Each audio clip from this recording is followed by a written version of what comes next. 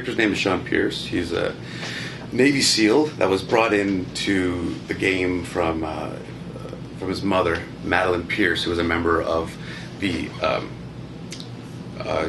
group called Oversight, which created Division. I mean, there's so much happening in season 3 that like you find out that Oversight is actually just a pawn for another group of people and all this stuff. I mean, if I say anything, I'll get in trouble. But anyway, back to Sean Pierce.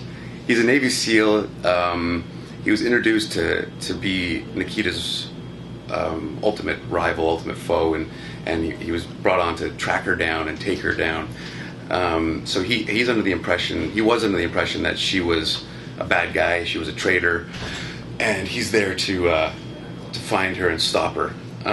He very quickly starts to see that might not be the case, that there is a gray area, the lines are blurred, and who are the traitors and who aren't. I mean, his mother even starts to look at what his mother's doing and thinking that she might be the bad guy, you know.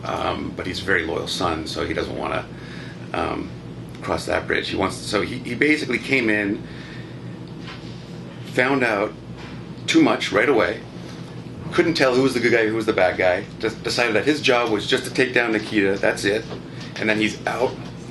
Eventually, he fell in love with Alex, found out that he was working for the bad guys, that his mother was kind of in over her head.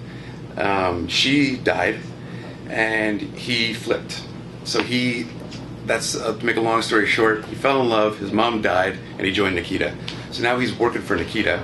And then last week's episode, he's been trying to get away from Division for so long, but Division is kind of like this cancerous thing that just absorbs everything around it. And he's been trying to get Alex to come with him. He's been trying to leave. He's the number one guy. He's trying to get the hell out of this place.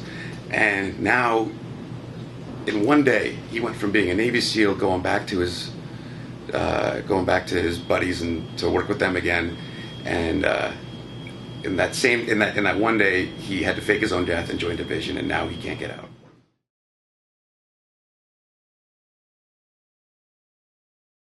It was basically like, I showed up. I had a day of shooting, and then the next day of shooting, we were out in the field, and they handed me a Glock. And I'm like, this is your gun. Here's how you shoot it. Action. And before I knew it, I was jumping out of like an expedition, just shooting this gun. And then somebody would run up to me and take it away from me, and fix it all up and give it back to me again. And I had no idea how to use it, man. Like I had to learn as I went, because the turnover for the character, like when I auditioned and got the part, and then when I started shooting, it was like 1 or 2 days. So we had no time. I think a lot of the cast actually got to go up to a firing range and learn, but not me. I remember actually one time I after shooting the gun, I was so excited, and I went to hand it. Lindsay Fonseca came up to me and she wanted to see what I was using, and I was like, careful, it's hot. And she's like, yeah, I know, I've been on the show for a year, Rook. And I was like, oh man. That kind of set the precedent for how they've treated me all along.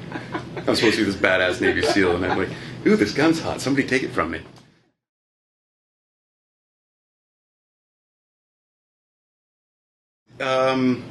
It's funny that you say that, because in my mind, I'm constantly getting the crap beaten out of me. Girls are always beating me up on this show. I think I've won like 2 fights. But I've had some episodes where I had to be pretty much shirtless for the majority of it. When they caught me, I was in a wetsuit and a bathing suit for the entire episode, covered in like baby oil and sand. I always stay in pretty good shape. A lot of the stuff that I've done up until Nikita was just a lot of weightlifting, just general weights, going in the gym and lifting as heavy as I could, and like bodybuilder type stuff. But when I read up on the Navy SEALs, they always said that the guys who are the bodybuilders, the big muscular guys, don't make it through the training. They can't. It takes too much to fuel a body like that. The guys that make it are like the smaller, wiry, athletic guys. So I have changed my routine into, I do a lot of long distance running. I do a lot of like CrossFit type stuff. I like to just go to the gym and improvise. I don't do a lot of weights anymore. I do a lot of chin-ups, push-ups, that sort of thing. I think it's all about functionality for a Navy SEAL. I mean, I would never pretend to say that I'm in anywhere near the shape these guys are in. But yeah, I have had to change it to kind of not become that big muscular guy, because guys like that would not be able to Right. to make it.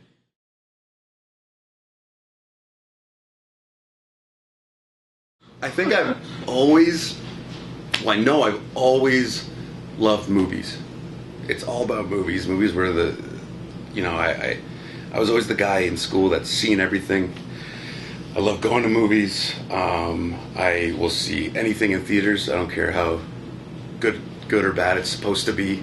I want to see it on my own. So I've always loved it. And I did a play. I remember in grade 8, I was the genie in Aladdin, and it was the most fun I ever had. But I always, I never thought that it was like a thing to make a living off of, and I always really tried hard in school. So when I went to McGill, the whole time I was at McGill, I was just, when you're in school, you're kind of just along for the ride, you got your days set, and it's, I got to get an A on this, I got to finish this assignment. So I was just sort of like doing it and going through the motions, and then I did the master's because I wanted to keep going through the motions. I was like, I'm not ready for the real world yet. I like economics, let's do that. But it was always in the back of my mind, like, what did I really like to do? Because I had no interest in anything. And it was just like, this acting thing is kind of what always is the consistent thing that I'm interested in. And I would do it over the summers, and I would go for auditions whenever I could. And then while I was at U of T, I was going out for auditions. And I landed this show called MVP on CBC. And at that point, I was like, okay, I'm going to go all in on this and give this a shot.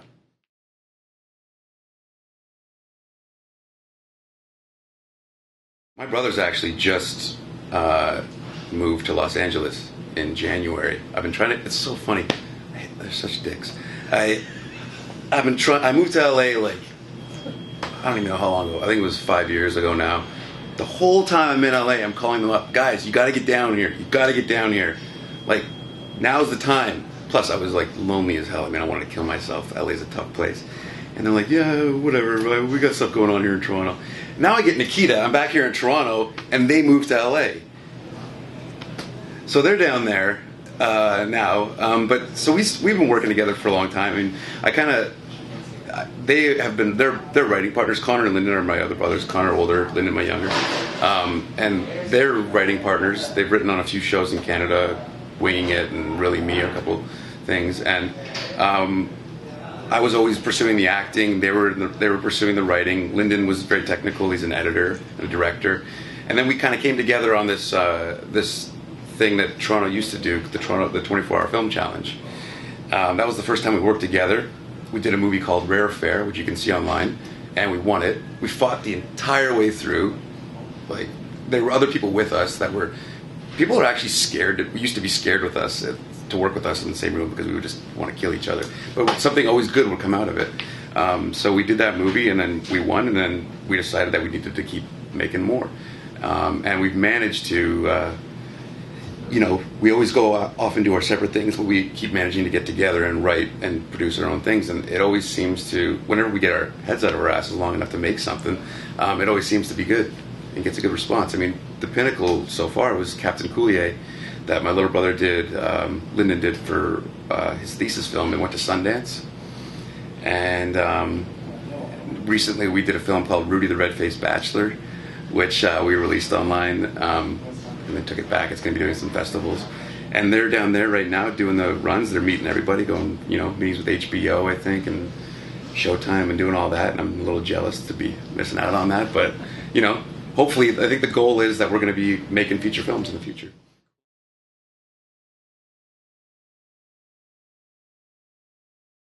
Don't do it. Don't do it. It's it's like, if you want it bad enough, you'll find a way to make it work. It's not easy. You can't sit back and wait for the phone to ring. Nobody's going to discover you. Even when you're on a TV show like I am, it's hard. So if you're not absolutely sure that you're in it for the long haul, don't do it. Really don't. I mean, it's not a hobby. It has to take, even when you're, getting up and going to an audition is 10% of the job. It has to be your life.